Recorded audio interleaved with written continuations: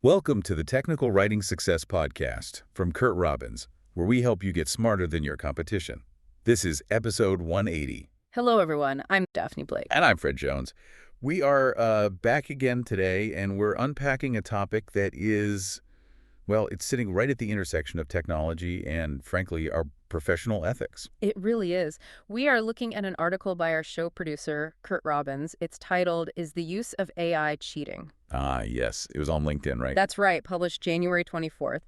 And it tackles that elephant in the room that everyone's thinking about, but maybe not saying out loud. Totally. I mean, we all use spellcheck. We all use calculators. Nobody does long division by hand anymore. So why does using AI to help write something feel like a crime to some people? I'm really glad that Curt writes informative articles every week. He helps listeners achieve a balanced perspective when it comes to AI, including its pros and cons. He really does. And this whole thing, it wasn't just a theoretical question for him, was it? This article was sparked by something real. Oh, yeah. It came from some pretty direct, and I'd say negative, feedback he was getting. On his YouTube channel and LinkedIn, I saw. Exactly. He started seeing comments that weren't just critiquing the content. They weren't saying this point is wrong. They were saying things like, I bet this was created using AI. Wow. And that's meant as an insult. Completely. The tone is that if AI touched it, it's somehow tainted. Yeah. That it's automatically inferior to something a human typed out manually. It's this idea that you have to, suffer for your art. You have to bleed on the keyboard for it to be valuable. Right. But what I found interesting was his reaction. He didn't get defensive. He didn't try to hide it. No, he did the opposite. He just owns it. He calls it full disclosure. He says, yes, I use AI daily for articles, for our work on this show, for training videos. When his reasoning is key, I think. It's not about being lazy. No, it's about efficiency. It's about productivity. He says the real challenge isn't avoiding AI. It's maintaining quality and your own authentic voice while using it. That's the perfect transition to the core of his argument. I love this part. The toaster analogy. It cuts right through the noise, doesn't it? It really does. So he says, when you go to buy a toaster, what do you ask? Do you ask if it was assembled by a person or a robot? Never. You ask, is it reliable? Right. What's the cost? Will it burn my toast? Exactly. You care about the final product. And he says it should be the same for content. For a white paper or a help file, the question isn't who typed it. It's, is the content good? Is it accurate? The end user doesn't care. They just want the instructions to work so they don't break the expensive machine they're trying to fix. But, and this is a big but, there is a line. A place where it really is cheating. Oh, for sure. He's very clear about that. It's not a free-for-all. So where's the line for him? It's about deception. Yeah. His example is billing. If you bill a client for 8 hours of work, because that's what it used to take, but with AI you did it in 2. You just pocket the difference without telling them, that's cheating. Right, but that's a billing issue, not a technology issue. That's just fraud. Exactly his point. Cheater's going to cheat, as he says. The tool isn't the problem, the dishonesty is. And you have to consider the source here. He has over 30 years of experience. He's proven he can do the work manually. So for him, it's a choice for speed, not a crutch for incompetence. It's a master carpenter using a power saw instead of a handsaw. That's a great way to put it. And that leads right into the risks, because it's not all easy. Let's take a brief break for a special message from our producer, Curt Robbins. Hi, this is Curt Robbins. First, thanks for listening. I truly appreciate your support. I want to let you know that I'm currently accepting new clients. My rates are affordable, and I have more than 25 years of experience working for enterprise companies like Microsoft, Northrop Grumman, Oracle, PNC Bank, FedEx, USAA, and Wells Fargo, among many others. If you want to improve your IT documentation and communications, hire me. I deliver fast, know how to use AI to improve efficiency and accuracy, and love going the extra mile to satisfy my clients. Thank you for subscribing and listening. Back to you, Daphne and Fred. Welcome back to the Technical Writing Success Podcast. Okay, so before the break, we established that the user cares about the outcome, not the process. But Curt's article then pivots to what you could call the danger zone. The danger zone, I like it.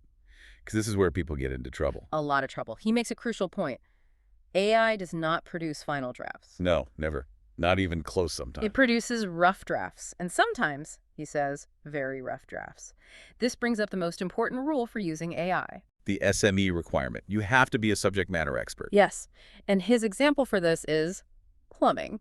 Yeah, this was great. So he thinks it would be a great business to make training content for plumbers. Millions of them. A huge market. And with AI, he could probably generate a 1,000-page plumbing manual in a day.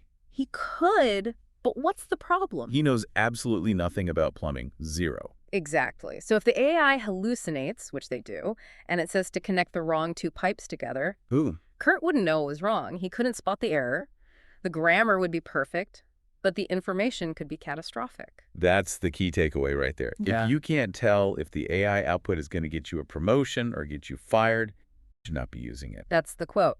It's a multiplier of your existing knowledge. If you have zero knowledge, you're just multiplying zero. You just get professionally formatted nonsense. Yeah. AI slop, as they call it. Right.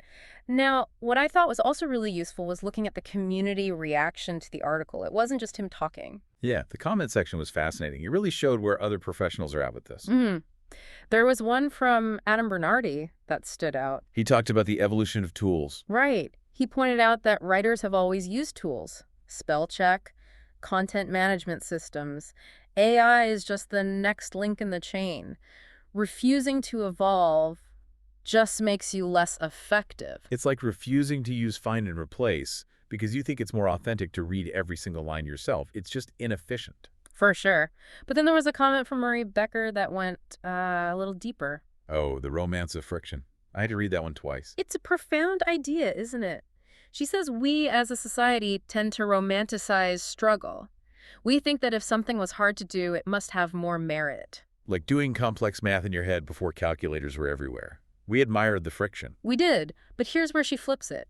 She predicts a reversal. This is the mind-bending part. She thinks that in the future, work might need to be marked if it was not created with AI. Wait, like a warning label. Caution, human-made content inside. Essentially, because if you didn't use AI, your work might be seen as inferior, less comprehensive. An AI can check terminology across 1 million documents in a second. A human can't. Wow. So handmade could go from being a sign of quality to a sign of inefficiency and potential error. It's a real possibility. Her point is that it's about the quality of the thinking, not the typing. Maximum effort with AI creates something exceptional. That brings it all together. It's not human versus AI. It's human with AI versus human without. That's it. And another commenter, Dr. Scott Elliott, he called AI a power tool. Yes, I like that. A power tool can be used for good or for evil. But it requires a skilled operator. You are still responsible for the final product. You can't blame the tool. Jabbot did it is not going to hold up. You're accountable. That's the bottom line. So the consensus seems to be that AI is a tool. It's a form of leverage. But it's leverage that requires you to be smarter, more diligent, and more of an expert than ever before. So to wrap it up, it's not about cheating. It's about competence. And I think that leaves our listeners with a really interesting question to mull over. Are you avoiding these tools because you truly believe they're unethical, or are you just romanticizing the friction? Are you holding on to the struggle because it feels productive, even if it might be holding you back? Are you in love with the process or the result? That is definitely something to think about. Thank you for listening to the Technical Writing Success Podcast from Curt Robbins, where we help you get smarter than your competition. Remember to like, subscribe, comment, and share. We'll see you next time.